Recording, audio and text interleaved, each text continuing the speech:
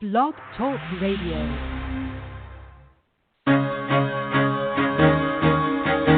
Carol the Coach.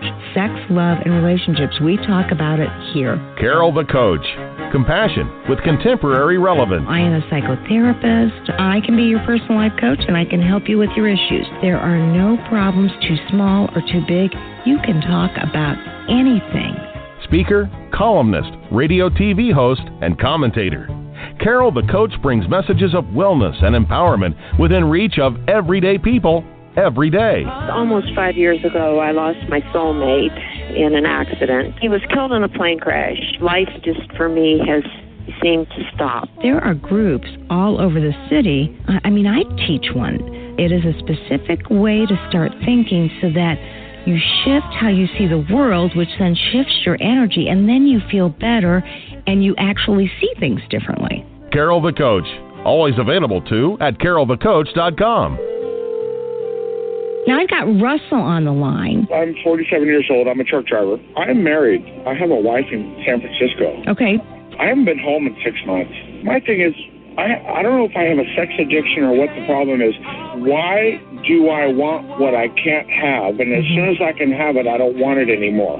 You're right on target when you say, I don't know if I have a sexual addiction. Well, guess what? Yes, you do. And you know what? That's my specialty, Russell, so you're at the right place. Continue. I meet women online, and I'm in a different part of the country. I travel all 48 states, so I love sex. I hear self-esteem issues. You never felt good enough, and you didn't feel like you were getting what you should have then, and you're reenacting that now. Do you want to change that about yourself? You get what you need. Oh, yes. Hey, it's Carol Jurgensen. She's a.k.a. Carol the Coach. And I am so happy to be with you. You know, Russell was talking about never really feeling satisfied with what he has. And I said that on some level was representative of low self-esteem. Because I've got to tell you, if you got good self-esteem, then you appreciate those things that are before you. You know, part of having good self-esteem is that you reframe. You're able to say to yourself, you know what is working in my life? What is good? I'm going to ask myself, what am I grateful for? And when you do that, no matter what your situation, you develop resiliency. And resiliency is so important to good self-esteem. Now, it can be tough to do. There is no doubt about it. If you haven't been oriented to that kind of thinking, it's easy to do the woe is me. Like, let's say you're an addict and you've just been discovered by your partner and she is absolutely 100% unbelievably betrayed, and she won't talk to you, she won't sleep with you, she doesn't trust you. You might ask yourself, what is good about that? But here's what I believe to be true. The discovery represents the beginning of honesty. And so part of your process is getting honest. Now, I am going to encourage you to get honest with a professional who will help guide a process called disclosure. And when you do a formal disclosure with somebody who knows what the heck they're doing, you can get all this information out at one time and stop traumatizing her by eking out a staggered disclosure whereby she never knows what to expect, or he, depending on who the sex addict is. So disclosures are so very important to the process of recovery. Recovery for you, because you're finally divulging everything about your secret, and recovery for the couple, because at least you can be on common ground. You know where he stands. He knows where she stands. And then let's just say that the coupleship does not weather the storm of discovery, does not weather the storm of disclosure. Then I got to say, a reframe there is, at least you did the right thing to try to right the wrongs of sexual addiction. Now, the good news is, although there are people that never could get over it, that's very rare. Because when you're willing to do absolute honesty and you're willing to go through that process, and with a formal disclosure, there's typically a polygraph test. When you're willing to take that kind of, if you're willing to go those steps to create trust and reliability, more than likely, he or she is going to wait around and see if you can walk your talk. So, again, a disclosure is not where you decide what to say. A disclosure is when it's a formalized process with trained professionals who set up safety for both of you to share absolute honesty. And I've just been running into this left and right lately, and I understand it 100%. I do disclosures. But a lot of the men that I'm working with, they say, I talked to my sponsor, and he says, I should not make an amends if it's going to hurt my wife. Well, the amends process is very different than disclosure. Disclosure is when you spend 4, 5, 6 sessions with your counselor, or you do an intensive where you spend a day, day and a half coming up with the information, and then with safe people available, you share your story in totality.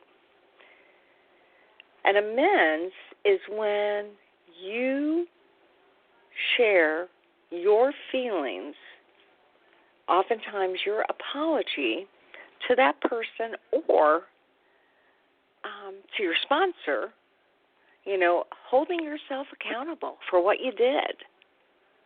But you know what? An amends is for you. The disclosure is for the three of you. Now, the three of you includes you, your partner, and the coupleship. They're very different processes. So I can understand why a sponsor or the fellowship gets them confused. It sounds like when I'm asking somebody to do a disclosure, it sounds kind of like the amends process, but it is 100% different. And that's why you need to go to a trusted professional. You either need to go to sexhelp.com and find yourself a CSAT, a certified sexual addictions therapist, and somebody who's partner sensitive and trained in trauma, or go to APSATS, and that is the Association of Partner Trauma Specialists. They are absolutely trained to help the partner work through her trauma, to help her create boundaries, to help her to deal with what is necessary in her life to take care of herself and to move forward in her life, whether that be with the addict or without. I happen to be trained in both, so I am very partial to both of those organizations. And I'm very partial to coupleships. I don't want to give any single sex addicts a bad rap. I want to help you too. But I do believe that it's harder and easier if you have a partner. It's harder because you have to deal with the trauma, the collateral damage of hurting other people. But it's better because there's a reason to get healthy, and there's a reason to want to work for the coupleship. Now, tonight we are going to be interviewing, this is just the first time ever. A modern-day cowboy finds real hope and true freedom with Carol the Coach. I have just finished Clint's Journey Home, A Cowboy's Guide to Hope and Freedom from Addiction, written by Roy Clinton. And Roy wants you to meet Clint Hazard. He's a modern-day cowboy who believes he was born 150 years too late. He stumbles into recovery from multiple forms of addiction, and his journey is aided by watching the change that takes place in his best friend, who took the same journey about a year before him. Boy, that's what's so powerful about fellowship. It is powerful because, let's face it, when it's happening to you, you're in the midst of it. When you watch it happen to a friend, you're a bit detached and more of the observer. So for a man with seemingly unlimited potential, Clint succeeds in making an absolute mess of his life. He risks all for his addictions and is oblivious to the self-destructive path that he's on. Now, I got to tell you that Roy Clinton is a psychotherapist and Western author who divides his time between Texas and the Canadian Rockies, and he's written this book to help you understand what a cowboy needs to gain hope and freedom from his addiction. And we've never done a novel, we've never done fiction, and this is exciting stuff. If you want to read a good read, you got to look at this book, which is coming out next month, probably the 1st of April. So, again, I am real excited to be able to talk to you about something that, you know, my belief is anyway, when you're reading fiction or you're reading a novel, you join that novel wherever it fits you. And so that's what I hope that you'll do with this book. Now, clearly, one of the things that I absolutely know to be true is that if you want to combat this addiction, if you want to be the best person ever, then you have to be able to find the tools and the structure that fit your needs. And this is not for somebody who's lazy. This means that you have to really delve into a whole host of tools, because this addiction is way worse than just alcohol or drugs. This is a process addiction, and that means that you have to utilize every resource possible to make that happen. And that is, you know, one of the exciting things about this book, Clint's Journey Home, A Cowboy's Guide to Hope and Freedom from Addiction, because as you read through this, you're going to find out, what did he do that made a big difference in his life when really he was making a mess of his life. So welcome to the show. I'm so excited to have you on. Roy, you just have written an amazing book. Thank you, Carol. It's good to be with you. Absolutely. Now, kind of explain your situation to our listening audience. Well, I'm a therapist, and I don't mind using my real name here as well as my pen name. I'm Milton Magness. Oh, good. Okay. I've written a number of books, and you've been kind and interviewed me on several of those before.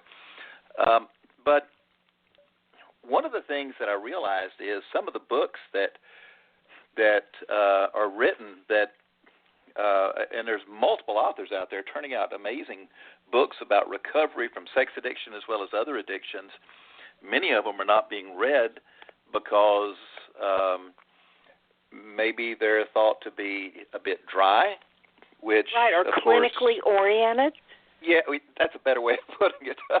I like that.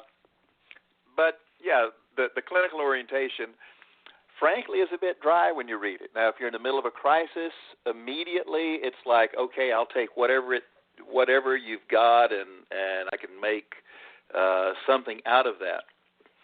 But I got to looking at all of the the clients that I've got and have worked with through the years, and realized that, as is the case with most therapists that deal with sex addiction, many of my clients had multiple addictions going on.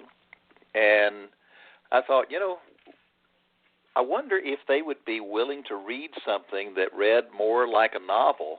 I mean, that's where I started, something like a novel. I never intended to write a novel.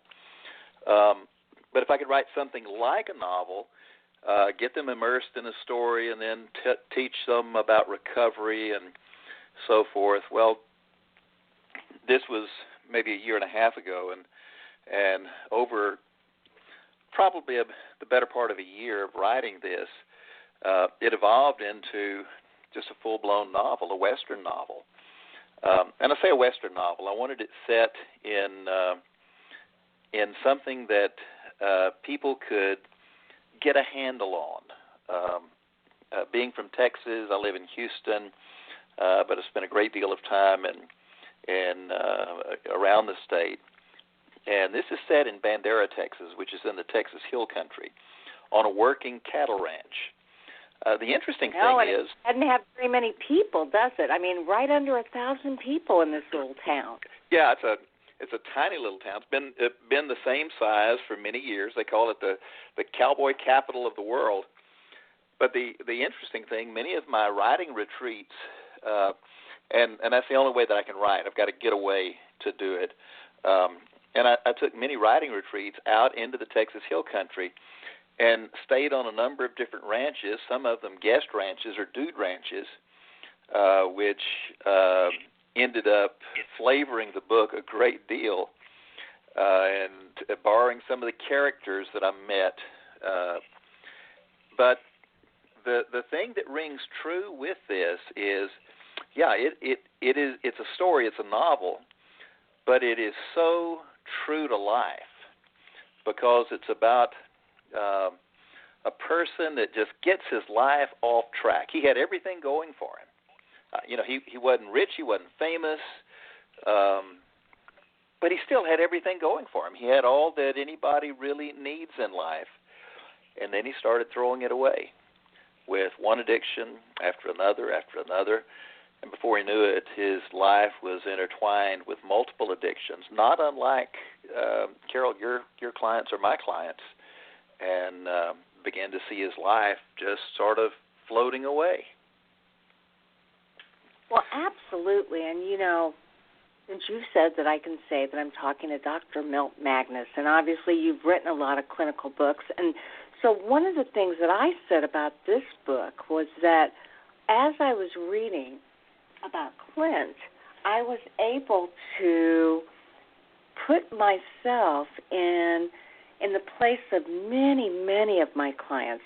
No, they weren't necessarily cowboys, but they did have multiple addictions, and they did really struggle, and they did watch their friends with similar addictions. And that's what I think the beauty of this book is that you can really apply this to your own life and to the lives of others with kind of an observer type of ability, which, let's face it, if you can do it as an observer, sometimes you're much more objective. Well, and actually Clint's first observation started taking place when he saw changes that were occurring in his best friend, Micah. And I had a little bit of fun with the characters on this. Clint's last name is Hazard, Clint Hazard. I mean, as you read about him, I mean, he definitely is a hazard. And by the way, he named his son Trip. What father would name his son Trip Hazard? But that's what he ended up with. But his best friend is Micah Goodfellow. And he watched the changes taking place in Micah. And by the way, the changes they're not earth-shaking. They're not some big religious upheaval that's taking place where he goes out and becomes an evangelist. But really the changes that take place in a person's life when they discover recovery from whatever addiction that they have going on. And my own personal belief is once a person identifies an addiction, there may be multiple addictions that are out there that need to be looked at and certainly in Clint's life, when his life began to come unwound, he was focused on a single addiction, and then began watching the changes that took place in his best friend Micah's life. And over a number of months, with a number of days working together, and because of the ranch environment, they would work day in and day out, many times, sharing the bunkhouse together in the evening or sleeping out on the trail. And he saw changes, real change, taking place in Micah's life. And not once did Micah try to tell him, hey, look, I found the right way. You need to do what I have done. But in just a very quiet way, he just continued living his life. But what Clint saw was a life that was as equally out of control as his own began to get back on track. And he saw amazing results. And a number of times he would ask his friend, Micah, what's going on with you? Micah, what is it that book you pull out of the saddlebags each evening and you write in? What is that? His journal. Why is it you don't go out partying with me anymore? We used to together. We would spend the evening with some, he called them little sweet thing that we picked up in the bar. Why is it you don't do that anymore? And Micah wisely realized that Clint was not yet at a place where he was willing to take direction, much less take advice from his best friend. So he kept quiet.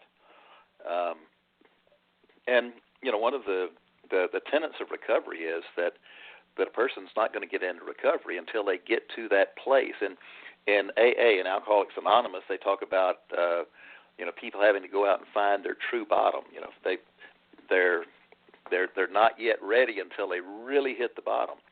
Now, in our sex addiction work, we don't necessarily speak of it in the same terms, but we see much the same. Until a person's life gets so out of control that they are forced to take a real look at where they are and where they're going.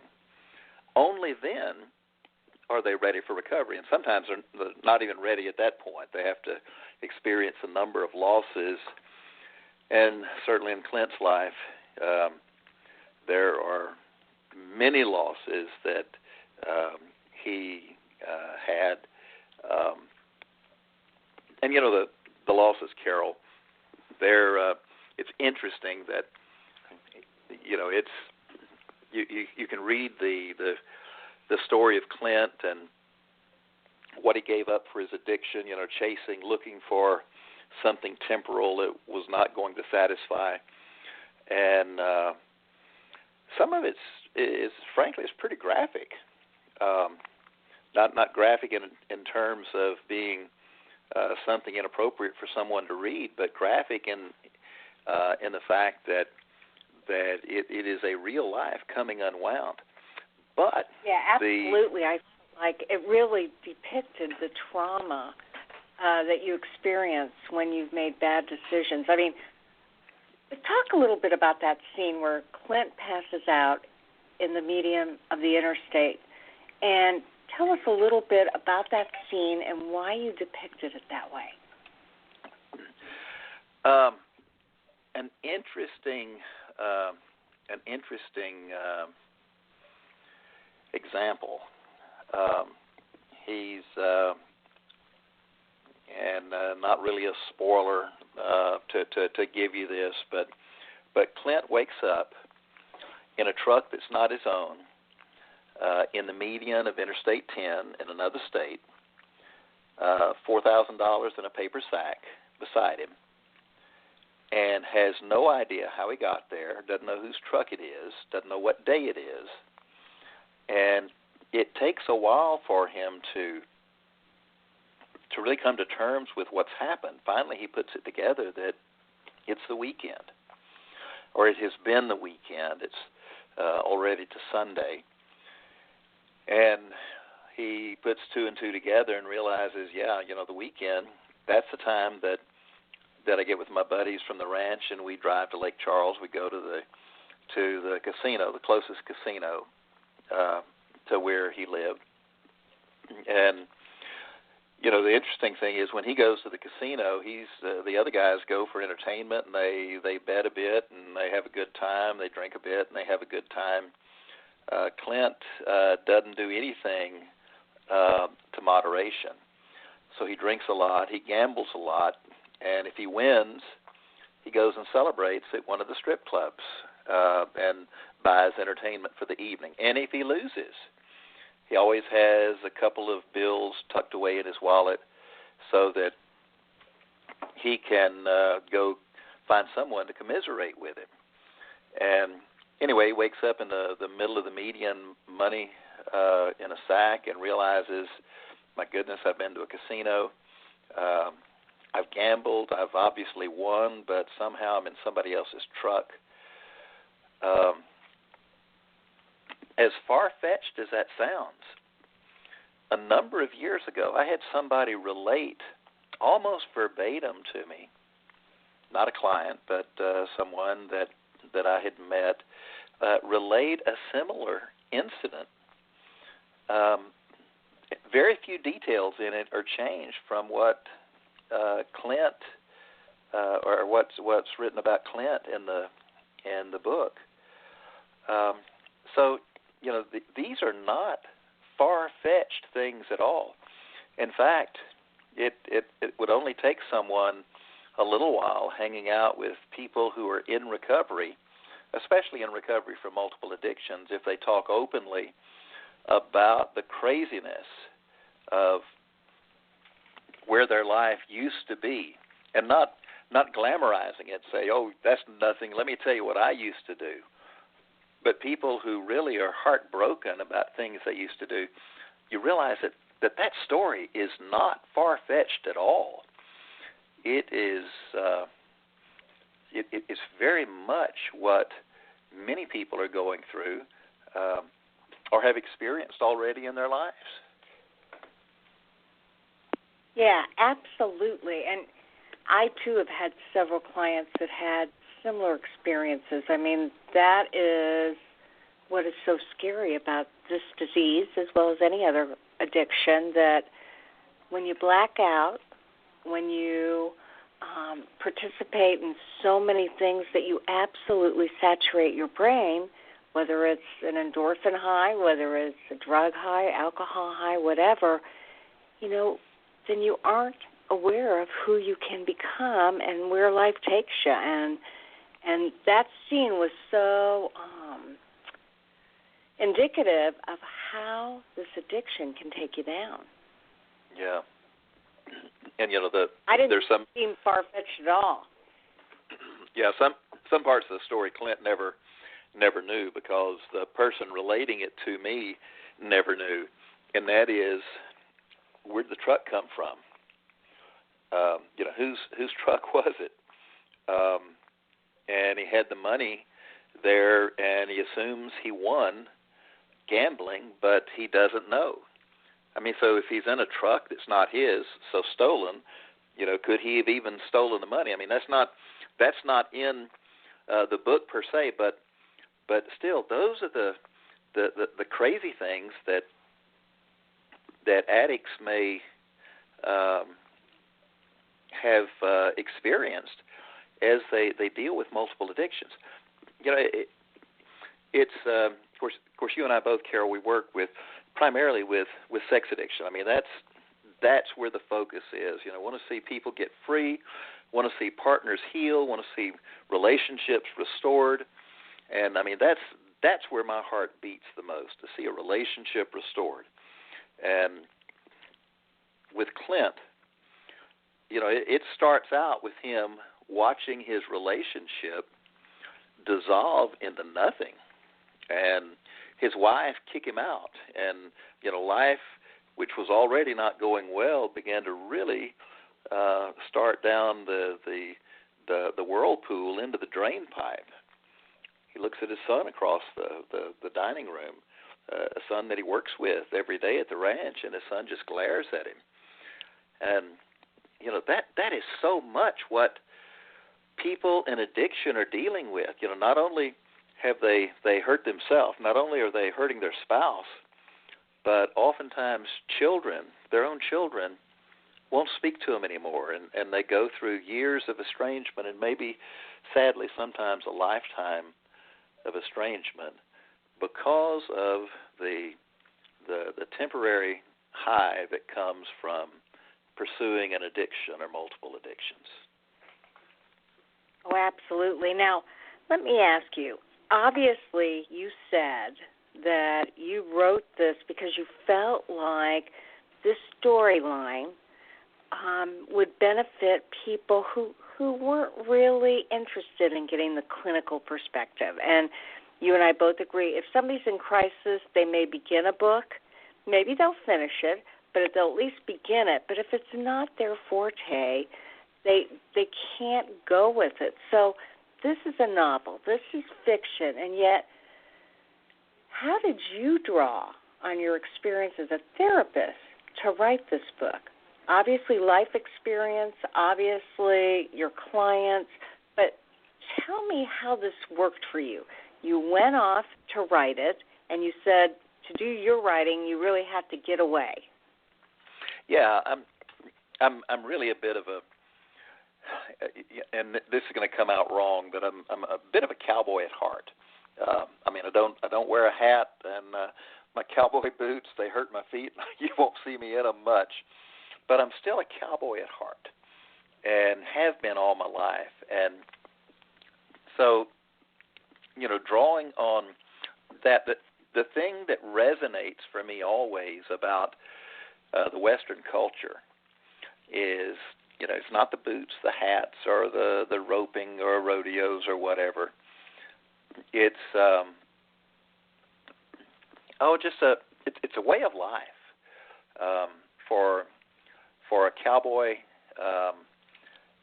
It's about integrity, living in integrity. It's about a person's word being their bond. It's about giving a good day's work for a decent day's pay, and a lot of things. It's apple pie and all of that, all rolled together into one.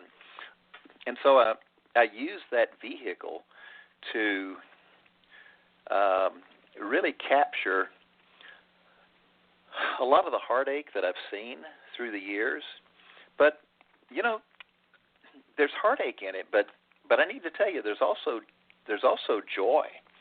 Because like the title said, this is Clint's journey home. The journey, there's heartache in that. There's sadness. There's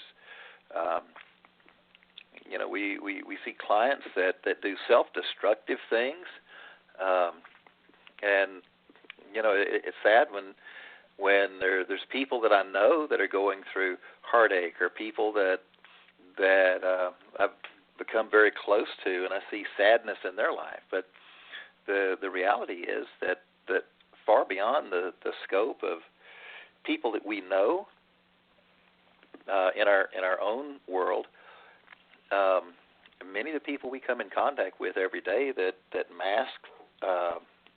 mask their existence with a smile and a happy hello are going through heartbreaking things, and many of them the result of addiction, either their addiction or their spouse. Yeah, and that dual dark side. One of the things that struck me about this book is you really do a fabulous job of, again, describing the typical cowboy who does have integrity, who is simple, who enjoys the easy things in life, and yet is such a hard worker. You said, obviously works a hard day for a day's pay, and yet at the same time, this dark life would resonate with any addict. And this, obviously Clint suffers from multiple addictions. Now, in the book, Clint sees a psychologist. So did your experience as a therapist that development of... I did not intend for it to. You know, Carol, this is the most amazing process of writing a novel, and as interesting as it may seem, I finished this and immediately began. I thought, this was so much fun visiting that ranch out in Bandera.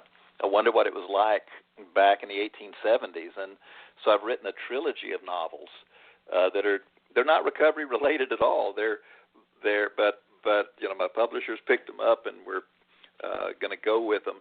But what I was going to say, the interesting thing is in writing a novel, I did not intend to pattern that psychologist after anybody in particular. Clint has to go see the therapist as a requirement to keep his job. His boss mandates it, and clients that are mandated to do anything, they're really not good clients. I mean, as far as from a therapy standpoint, they're checking the box, they're doing whatever they need, and and I've had a few of those way back in the past. I took some EAP clients where the employer would mandate that somebody had to go to therapy for a while for so many sessions, and those, at least in my case, they didn't turn out real well. I didn't see a real motivated client, and that's the way Clint presented to this therapist. Well, I was several pages into it when I realized, this therapist is pretty hard-nosed, and I had to chuckle to myself, and I thought, that's exactly what your clients think about you. I'm very directive. I'm not a feel-good kind of therapist where I want people to do some navel contemplation and, how are you feeling about this and that. I mean, sure, we do feelings checks. It matters what's going on with them. But, my focus is if you want to get free from your addiction and put a relationship back together, I can show you how to do it. And in doing that, this is not a smorgasbord. You don't come and go through the cafeteria line and take a little bit of this and a little bit of that and say, no, I think I'll pass on this other. And so I'm very directive, and so that therapist is very directive. I know I had the first time I had a client come to me several years ago that said, you talk about this 12-step stuff, and I want to know what other options there are. Is there any other way to do recovery?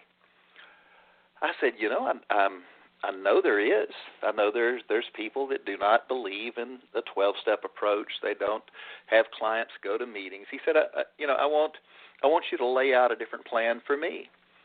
I said, well, I won't do that. I said, there are other plans, but what I believe is this is the way to get sober, to stay sober, and the way to rebuild your life. And I'm not going to teach you something lesser.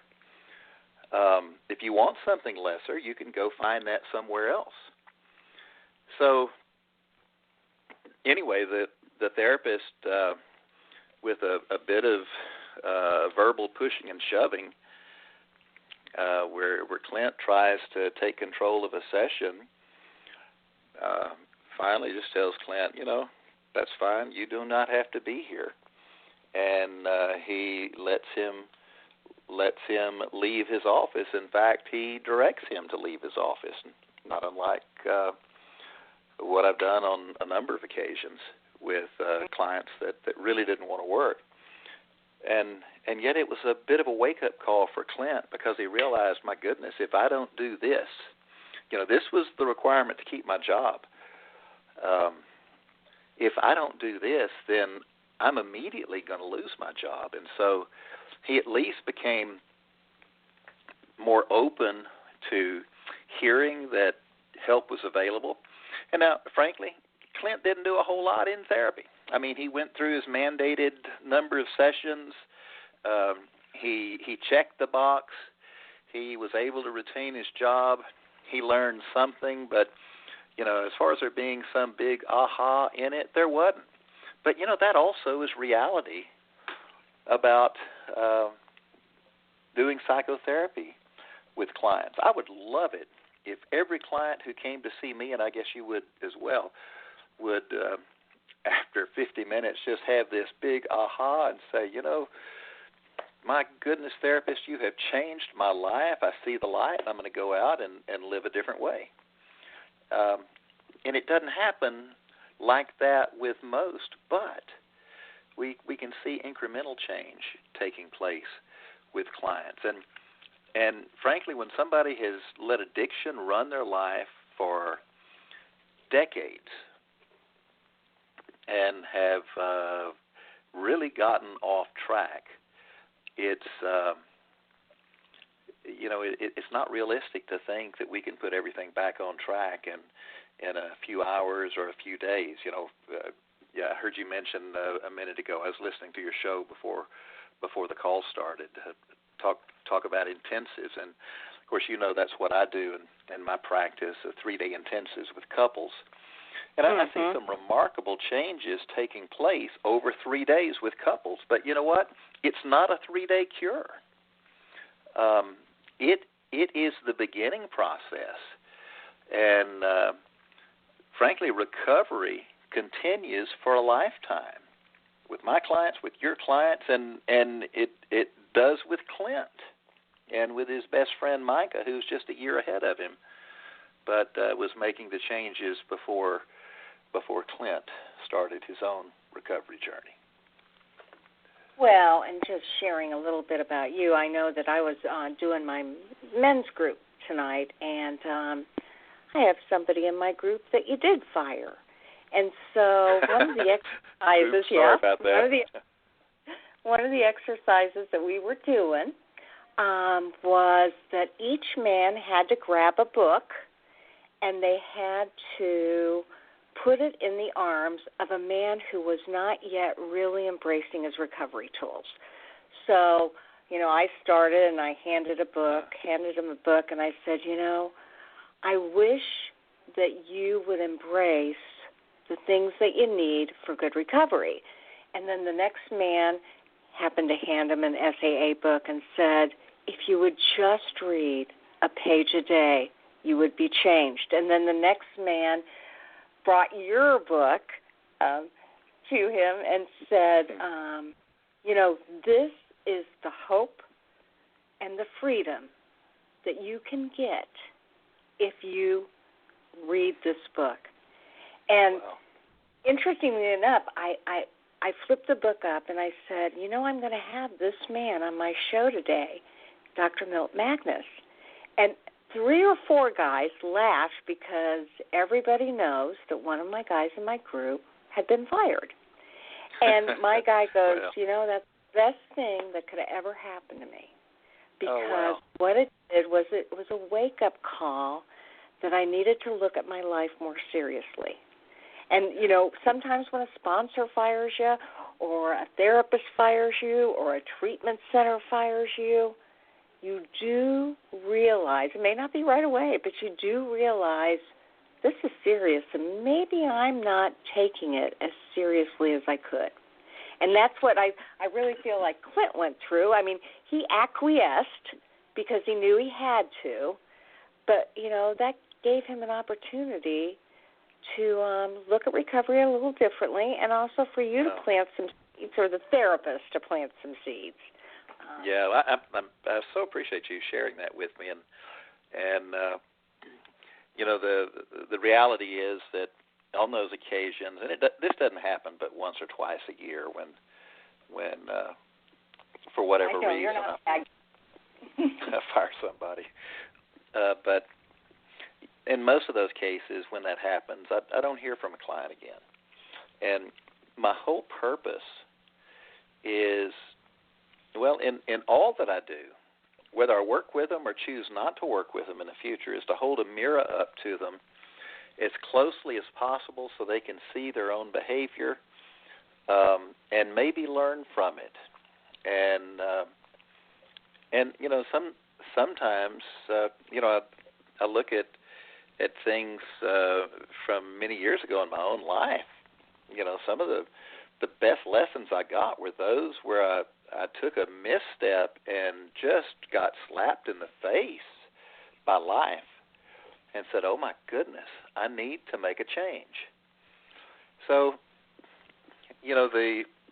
the kind of tough approach is not for the sake of being tough. I figure I've got 3 days with a client or with a couple, and I work with the man by himself and then a woman, and then with the couple. I've got 3 days, and I don't have the luxury of trying to build a year's worth of rapport with them and have them feeling good about their therapist in Houston that they've just come to see.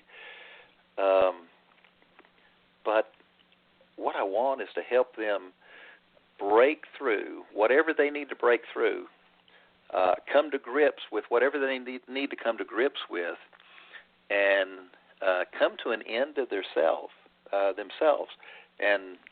and whatever it is that's been standing in the way of them doing the work they need to do. It's interesting, Carol, that many of the couples that I work with are like Clint in this respect, in that when they start with me, they are absolutely sure the problem is with their wife. I mean, they've got a rotten marriage. They know it's rotten, and why is it rotten? Well, they know the reason is their wife. If she would just change, if she was more of this or less of that. But it's so amazing that when, and all I work with are male sex addicts. I've got other therapists that are use my treatment model, female therapists that work with female sex addicts. But when a man can really come face to face with his addiction and what he has done, and quit alibying his bad behavior and quit blaming it on somebody else, and finally get honest. Do the disclosure you were talking about. And a disclosure, anything less than 100% is just a deception. It's not a disclosure. So, the entire life, everything, every secret, holding nothing back, that when he can finally do that, it's amazing the changes that take place in a relationship, not only for him, then for the wife that he thought was so hard or so not understanding him. When she sees the changes taking place in him, oftentimes she changes as well. And relationships that have had no hope can put it back together and find true hope for the future. And that's some of the most exciting work that we do. I mean, and one of the things, frankly, that keeps us going back to the office on Monday morning is that we have the opportunity to show people, and the people that we work with they're not bad people, they're not scum of the earth. These are good people, successful people who have accomplished a great deal. But to show people like that how to get life back on track and to do the one thing that they found impossible. They could succeed at everything else. The one thing they found impossible was making a break with their addiction. And sex addiction, of course, that's our primary focus, and often, though, with the sex addiction, as in the case of Clint, there's some alcohol going on, there's some drugs. For Clint, there's gambling. There's a smorgasbord, really, of, where there's not a smorgasbord way of doing recovery. There is a smorgasbord of addictions that he was dealing with. So seeing people get free, seeing them come face-to-face with that and then make a break and get free from their addiction, that's some of the most exciting work that we get to do as therapists. Well, absolutely, and there was a lot of hope at the end of this book. Now, I had heard that you may be writing a sequel, and maybe even a prequel. So tell us a little bit about what you're thinking. that's what that was initially in my mind. Excuse me. I thought I could do a prequel to it and write about Micah's life, and maybe a sequel to it, and show Clint's Clint's journey in recovery, and maybe what happens with his son, with Tripp, as because Tripp follows in his daddy's footsteps. I mean, he was involved in all the things his dad was. He learned well from the master. And I think those probably will come at some point in the future. The thing that I found as I began that process was my mind went back to just the Old West, and that's when I wrote the series of not recovery-related novels, the trilogy that's set in the Old West. So, and by the way, those will be coming out also in the next several weeks. They'll be by the same publisher. The publisher has has actually launched a new website that'll just be for these as the focus. There'll be other Western novels on it, and maybe some recovery novels as well. But there'll be a site called topwesterns.com. And the very first offering on that site will be Clint's Journey Home. And so I wrote it. I don't mind people knowing my identity for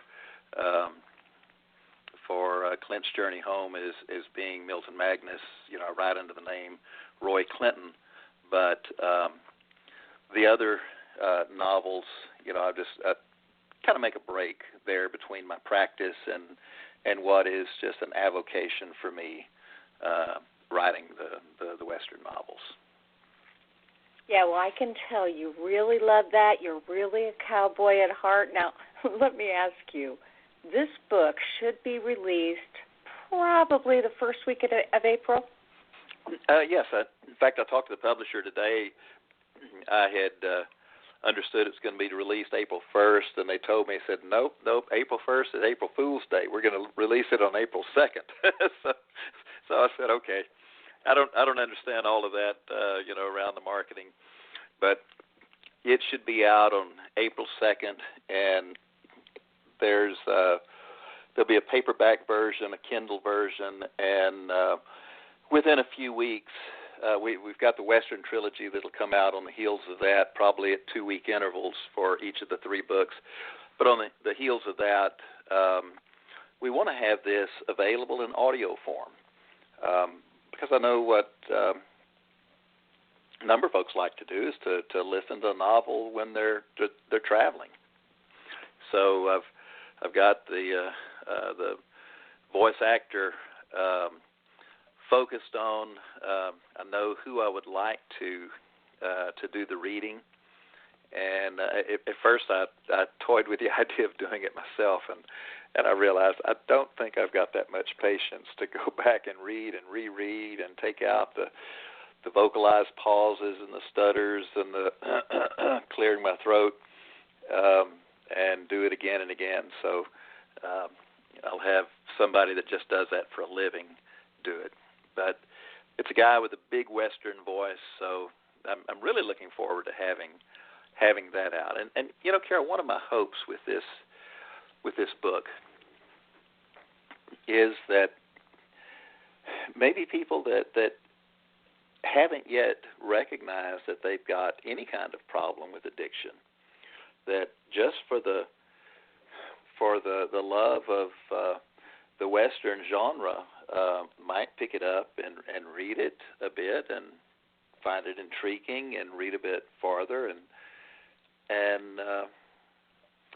part of my hope is that there'll be some people that read it that finally recognize that they're just reading their own life story in a Western setting at a little town in Texas, but everything else about it rings pretty close to home.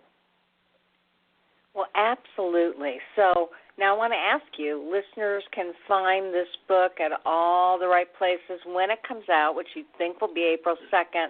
They can find it April at 2nd. Amazon.com or it's topwesterns.com. Yeah, just topwesterns.com, and I'm sure we'll put it on the Hope and Freedom website, hopeandfreedom.com as well. But we think probably the biggest audience will find it on Amazon and perhaps the Kindle version, and like I say, the audio version later. I think that's a whole different audience, but hopefully it'll be something that people will find entertaining, yes, but helpful also. That's my desire. Well, I know that, and so before we end, I need to sing your praises, because how many videos do you have on your website? Oh, I don't know. I would have counted. I don't know. There's 40 or 50 or so, maybe more than that. I added a few today. I had a day without clients, and so I was able to get into the studio and do a little bit of work, and the videos. Here's the thing, Carol, therapy is an expensive proposition. Everybody cannot afford to see a therapist, and certainly everybody can't afford to come to a 3-day intensive. But I thought I want to be able to have something to offer people that they don't have to pay for, that doesn't cost them anything. And so hopeandfreedom.com was developed as a resource for people that may never get into my office or any other therapist's office and be able to find answers to questions that may have, they may have been dealing with, and may find help for themselves, or maybe for a family member. It's amazing how often the people that find my website, they're looking for help for a son or a daughter. I got an email today from a man that says, we've found my 11-year-old daughter is doing some things on the computer that are of a sexual nature. He didn't expand beyond that, but he's looking for help for her. Someone with a 14-year-old son a few weeks back saying the same. There's a number of different things going on with my son, and I'm looking for help. And so that's what the website is about, and that's what the videos are about. And if I can help somebody through that, then I'm pleased to do so. And there are some other there's some more structured courses that people can take. They can go to, there's a video series for men that want to get free from sex addiction. They can go to icanstop.com. And there's a 30 video series, one video a day for 30 days that goes with our 30 Days to Hope and Freedom workbook. And then for spouses of sex addicts, there's a 30 video series called I Must Heal. And the website for it is imustheal.com. And those 30 videos, they're not one video per day like it is for the sex addict, but rather it's one video per week for 30 weeks. Because as we both know, the healing that a spouse goes through is a much slower process. And by the way, those videos are not long. Those series, they're 10 to 15 minutes each. So we're not talking about a huge amount of time expenditure, but it's a way of being able to guide people through recovery that may not be able to afford, say, a single session, and they can, for less than the price of a single therapy session, can go through a video series that that could help get them on the right track. Well, and I have to say, I have to sing your praises because I find that your videos, and maybe Patrick Carnes, are the best videos out there for educating the public and making it consumer friendly. So for anybody who wants to check out Dr. Milton Magness's videos, they should go to www.hopeandfreedom. Is it you.com or just hopeandfreedom.com? No, hopeandfreedom.com is our main website. If all they want is the videos, just the free YouTube videos, our YouTube channel is www.gottostopit.com. GOTTOSTOPIT, gottostopit.com. And they can find all the videos there and not have to wade through anything else, just see the videos.